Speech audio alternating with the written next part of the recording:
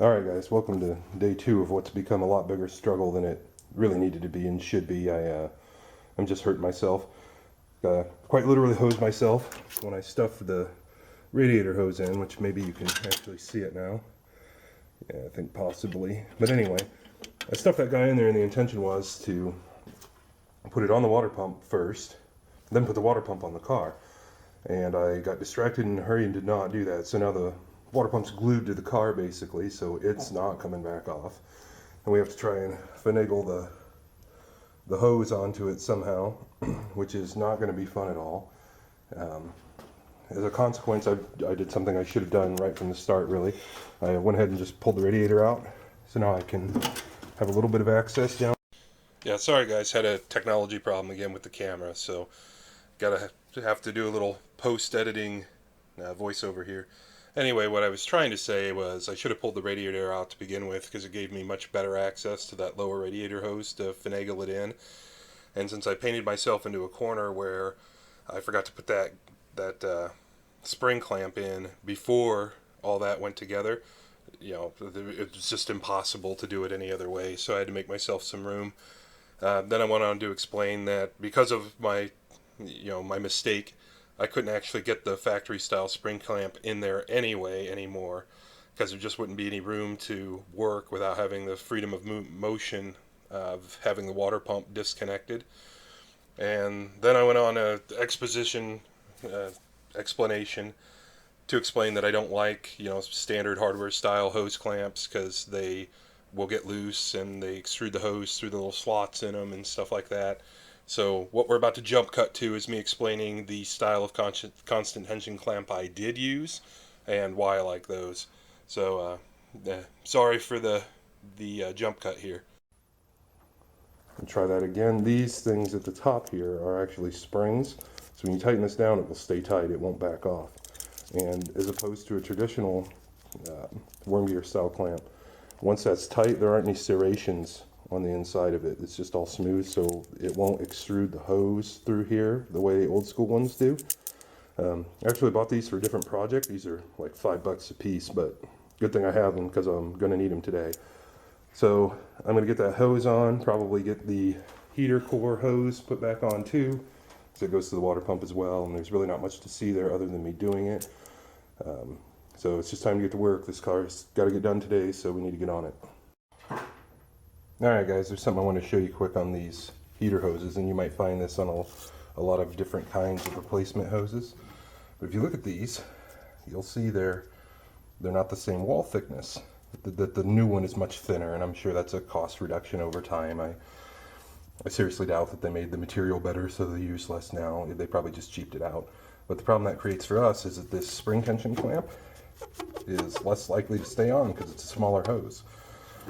So what I'm going to do with this guy is I am likely going to see if I have a big piece of shrink tube to put on here.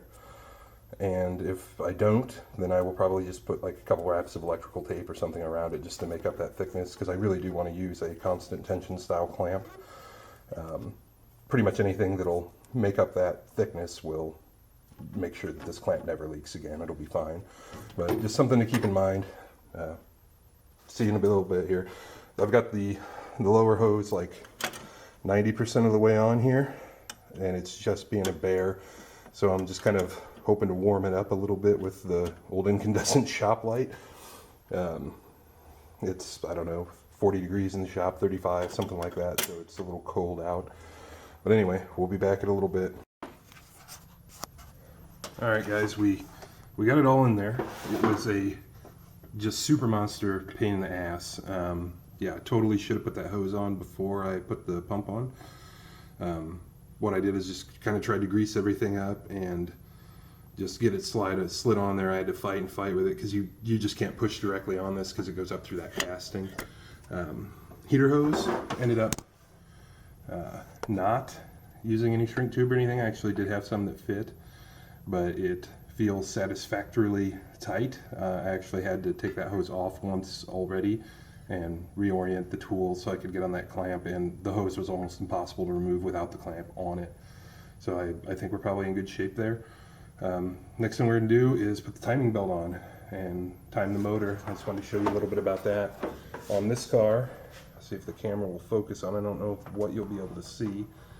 Yeah, you can see that. On this car, there's the little arrow that points to the little circle in the cylinder head. Let's see if I can sort of, yeah, that little arrow points to that little circle. You want those lined up as close as you possibly can. Right now this motor has a piston stop in it, so I took out the number 1 spark plug and rotated it so this lined up and the crank section of it lined up. And then I put the piston stop in it so the motor can't turn. The only issue is I think the piston stop I have is too short, and I got gun shy about running it in further because I didn't want to drop it into the cylinder. That would be very, very bad. So I don't know if the bottom is actually perfectly on time. That's okay. I know it was on the compression stroke. I could hear it hissing through the piston stop. And when I get this all done, I'll show you the piston stop if you don't know what one is. Yeah, oops, continuity error number 2 here. I never did show you guys that piston stop. So this is a piston stop. This little orange bit at the top is just some electrical tape I put on it to hopefully prevent this from dropping into the cylinder. So all these things are is this is threaded. This is threaded for your spark plug. So if you look at this, it kind of looks like the end of a spark plug. So you just screw that down into the hole, and then this is a thread rod that goes inside it, so you can adjust this guy in and out to run that rod deeper down in the cylinder head. And the idea is the piston will come up to the end of this rod and stop. It'll lock it so the motor can't turn over anymore. So anyway, not the most exciting thing in the world, but that's what a piston stop is if you didn't know. You'll understand as soon as I pull it out and explain it. But so the bottom is a little more off time than the cam, and that can also slip around a little bit just depending on what tension there was in the valve train and stuff when you took it apart. But rather than try and sorry about the shaky cam, but rather than try and show you on the car, because I'd have to jack the motor down to do it, and I don't want to do that right now. This is the crank section. So I just showed you the cam, and the crank has a little mark on it that you are supposed to line up. It's actually not this mark, it's that tab that you're supposed to line up with this little divot in the oil pump. And that's how you make sure number 1 is on top dead center, which right now I think this is off a couple degrees. I'll just rotate the motor backward and put it on. Another interesting item of note on this particular car, not true on every car on the planet, but this one for sure, is that this timing belt tensioner is not actually a spring tensioner. You'll see that there's a spring in it. Back there you might be able to see, you might not. Yeah, I think you can tell. There's a spring in it, but all that spring does is right now when they ship these, they ship it with this bolt tight and the tensioner pulled this way, or the idler pulled this way. When you release the tension on this bolt, this shoots out and tightens the belt. Then you tighten this back down. So all that spring does is just move this over, and then you tighten this. So this is not a spring idler or a spring tensioner. This is basically a one-time self-adjusting idler for the cam, or for the timing belt. So anyway, I'm gonna throw the timing belt on it, get it routed around the water pump and everything, and when that's done, we'll come back. So the hits just keep on coming.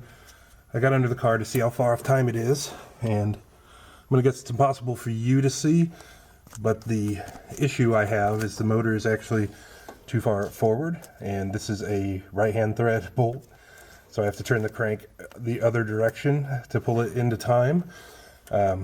Almost certainly getting on this nut is just going to take this washer off, and you can't roll it all the way around, or you for sure will get it off time. I'll have to bring it up to top dead center again on number 1, and we don't want to do that. So I think what I'm going to try and do is use the old timing belt as a wrench. I'll just put it on there and shoot it out the top and try and rotate the engine in the correct direction to get it back on time. But the second problem I saw is I thought I had that hose all dialed in, ready to go. It felt good and everything looked good, but you can see that thing's like only 70% of the way on in the bottom. It is just an enormous hassle to try to get at it from pretty much any angle, but I've got to try and do better than that. So I'm gonna have to break that hose clamp loose again and I don't know, try pry on a screwdriver or something to try and get that shoved on a little bit more, because I'm not satisfied with how it is. Again, I just super shot myself in the foot by not getting that on there when the water pump was still loose, because then I could, jiggle them together and stuff like that. But is what it is. We got to get it done now. Water pump's not coming back off. We're hopefully not going to have to tear off like this AC compressor right here. That would not be a good time either. So yeah, just another update. Two things. Getting in a hurry has burned me quite a lot. So try and slow down and focus. Pay attention to what you're doing. And this crank I knew was a problem before. I'd seen it before, and I think we can get ourselves out of trouble pretty easily on that. We'll see. Famous last words. All right, guys, back with just kind of a quick tech tip, or how I like to do it, or whatever you want to call it. When I do something like a timing belt like this, or a accessory belt or anything like that, I like to try and put it on the lowest, or most difficult to get on pulley first. So I've got this one on the crank. It's run onto the crank pulley, and then route it up to the top, and then try and work the top in, because I have a lot more room to work with up top. So I'll just try and slide that in. If you try and do it any other way, or on a accessory drive, if you try and get it on the tensioner, it doesn't work out very well usually. On these cars, like when I put the accessory belt back on, I will probably slip it over the alternator pulley instead of the tensioner or anything like that. Managed to get the radiator hose all the way on. Hit it with heat gun for a little bit. Certainly don't want to melt the brand new hose. In fact, this whole job has been predicated because that hose was leaking. It was due for timing belt and stuff anyway, but that's the whole reason we jumped into it right now, is because that hose was leaking before. So it really pissed me off if I damaged the brand new one, so we don't want to do that. So anyway, that's on, 100% on now, all good. Getting the crankshaft retimed was no big deal, since there's no compression in number one. And when I pulled it up to top dead center before, I was going clockwise on that nut. That nut's plenty tight to back the motor up to. Figured out the issue with my piston stop. It's a piston stop. It's just straight up not long enough to reach the piston. I used a Comp Cams one previously, and it actually ended up getting bent, so I sent that back, and I guess this one isn't long enough, so I don't know what one to get. I'll probably order another Comp one, because at least if it's disposable, it does do its job once. So that's what's up. Basically, the piston stop isn't doing its job. The only thing it's doing for me right now is the motor would not be able to make a full rotation. The piston would eventually come up and stop. So it's on compression on number one.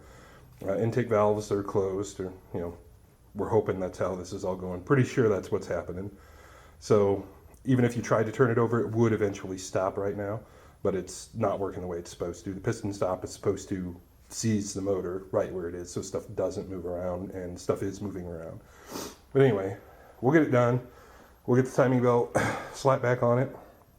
And when I get done with that, anytime you do anything like this, you want to rotate the engine around a few times by hand, and make sure it comes back up on those marks where it's supposed to be. So after a couple revolutions. So if it's off a tooth or something, you'll be able to see that.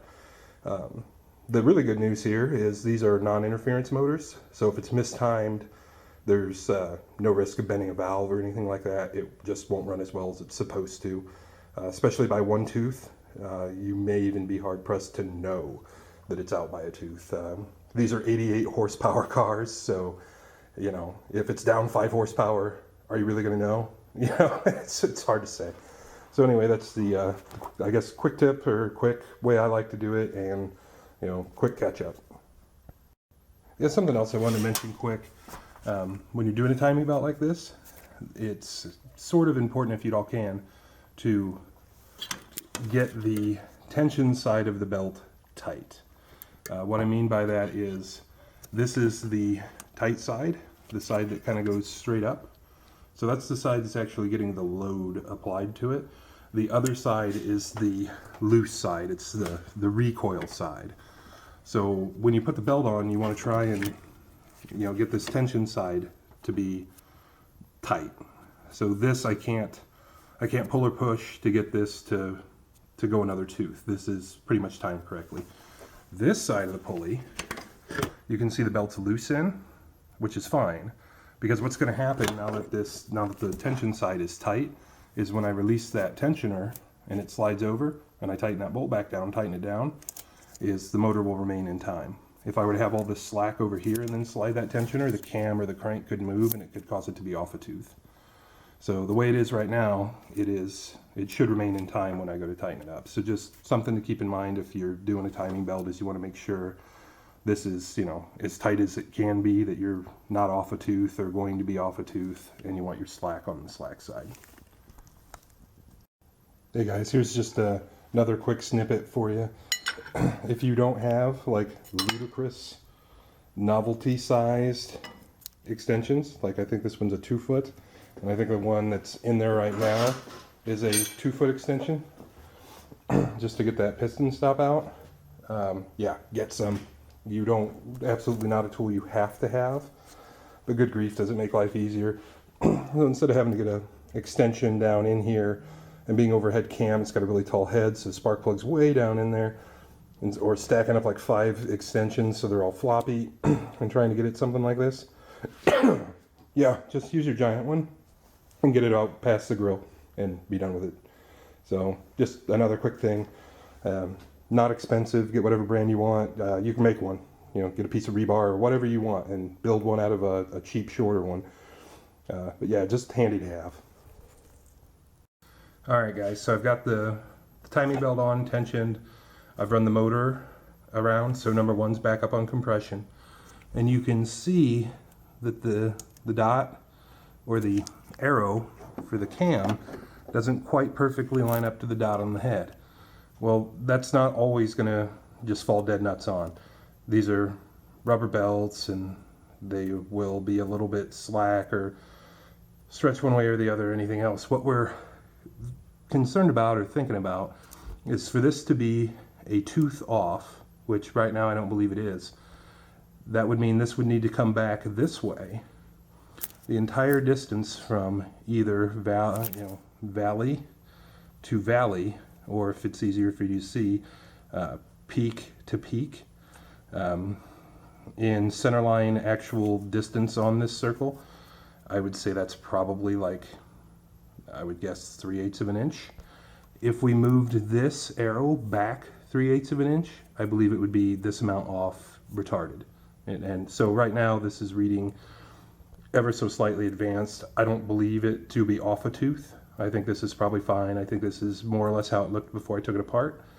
But just something to think about if you are doing one of these yourself and you get to this point and you're like, oh no, that's not exactly perfect. It won't always be exactly perfect. I want to say I guess I've done timing belts on these cars twice now, and both times it was kind of hovering around. But at least for this car, this is fine. This car will run just fine this way. It's not going to be any risk or whatsoever. It'll be okay. And if I pulled the tooth back, I'm pretty sure that we would just see this condition this direction instead of advanced. So, good enough. Everything's tightened up. It will run all the way around freely. Everything sounds good. Let's say the timing belt is pretty much in the bag. Something I do want to say, more for me than you, and as I review the footage, later on tonight if I forget, I've not yet put the hose clamp on the heater core hose at the heater core, so we want to make sure we do that before we start driving it or anything. But I think this end of the project is buttoned up. It's time to put the timing cover back on, which is plastic cover. Normally, I would want to fill this back up with coolant and run it and see if anything's going to leak. The issue with that on these cars is that you have to jack the motor up to get the timing cover off. So to do that, there's an engine mount that goes right here. You have to take off. It goes on the motor right there. It's just a pain. The other side of that coin is I don't think this is going to have a gross leak, like super bad. And this car has to drive me to work this week. So even if I put it back together and it turns out it's leaking a little bit, which I hope it doesn't. One thing I didn't get a chance to show on camera because I was in a hurry and I shouldn't have been, is the water pump flange actually had this little tiny nick out of it that could have been my fault, or it could have been That way, when I got it, like I said, this has been sitting around for 2 years. I've moved since I bought it, so it's been beaten up in shipping many times. I don't think it'll be an issue, but it's possible that pump could leak. If it does, hey, that's the way it goes. We'll have to get a different pump, and that, you know, that's all my fault. But either way, this car is going to get driven, so I don't think it's going to leak. If it does, that's just going to be the way it goes, because the Jeep is just not really roadworthy right now. So anyway, I'm going to bang that back together, probably drop the motor down, probably stuff the radiator back in it. Before, I had loosened the alternator up just to get some more room to the radiator. Probably shouldn't have messed with that. Probably should have just yanked the radiator and been done with it, especially since I just put the radiator in this car a year ago, and it just jumped right out. It wasn't rusty or anything like that. So I'm going to bang through a bunch of this stuff. I'm going to put, you know, the heater core hose for this side back on, the thermostat housing, and hopefully just get flying. It's Sunday afternoon. I normally don't like to, you know, really work hard both days of the weekend. There's some RDR2 to be played. There's some sitting on my butt and watching Amazon Prime to be done, just to unwind for the coming work week. You know, everybody's got that grind that they're doing, and you know where I'm coming from. So I just want to get this banged out and basically get a little bit of a weekend in just to relax before the weekend's over. So we'll catch back up when I get a whole bunch of this done. All right, guys, it's a day of more firsts for me, because we're going to do this again. So it's the first official do-over of oops, unplugged the camera, and my setup was so bad you couldn't tell what I was trying to tell you anyway. So fun. Anyhow, what I have in my hand here is the belt tensioner.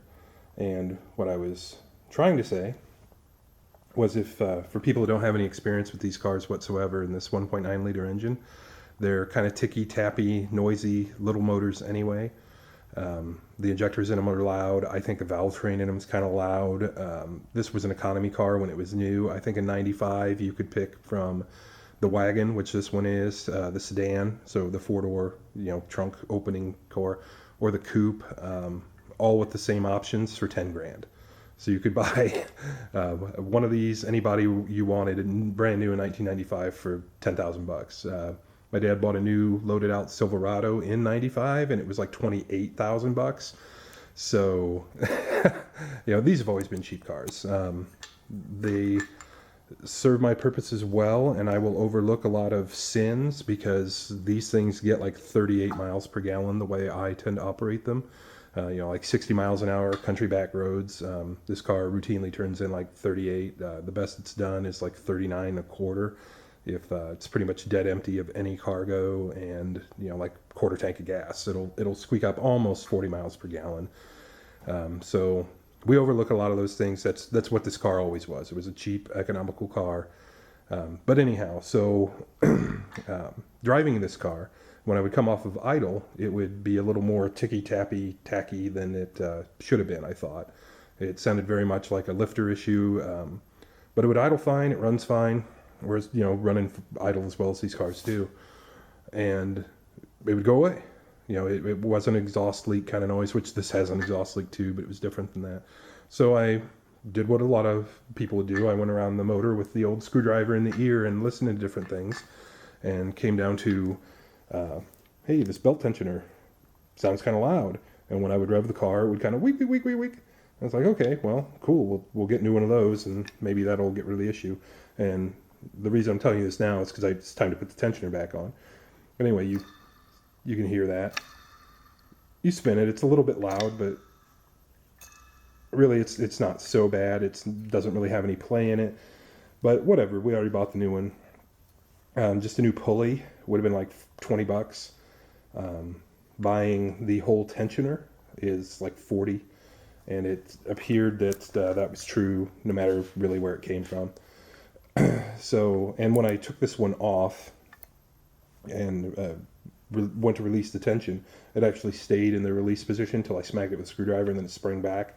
So it's like, okay, this guy's just probably done. It's, you know, 25 years old. We're here anyway. Let's just take care of this. So, as you've heard me say before, I try and buy quality parts, or at least I think I do. And you've heard me, you know, say a whole bunch of times, this, you know, hey, this is a Gates part, blah blah blah. Well, Gates used to be, and perhaps still is, a respected brand, but they're certainly losing points with me. This is the new tensioner. It's a Gates tensioner. It's nice and quiet. It won't even spin freely because the bearing's brand new. But this is a plastic pulley. It'd probably be fine, but I would much rather see a steel pulley. If that one sounded better, I would probably swap them if possible. But that's not really the issue, though. The issue is, if you look at this thing, see if I can show you. Yeah, maybe right there. It is just ate up with belt sander grinding marks, and it's even worse on the side. They just hogged into this thing with like a 60 grit belt sander, and I don't know why. It's like if your casting process is so poor that you just have to just wail on this thing when the stuff comes out of the mold, then that's not so great. And the fact that they're so cheap that they wouldn't even rotary tumble this with some glass beads or sand or whatever, just try and clean that up, just so they maintain the respect their brand once had. That's disappointing. That used to be back in the day that like the good stuff at Napa was all Napa Gates. If you wanted the good hoses and the good belts and stuff, you bought Gates. And when I see stuff like this, I'm not so sure. I mean, this was made in Korea. It's entirely possible that they just don't keep track of that operation very well, that they don't have any people on the ground that care. But yeah, this thing just absolutely 100% just reeks of a part that no one gave a damn about. $40. I would expect to pay about $12 for something of this quality. But anyhow, moving on. As it turns out, this is the old timing belt tensioner or timing belt idler, and I believe this is likely the real cause of our problem. She not sounding so good no more.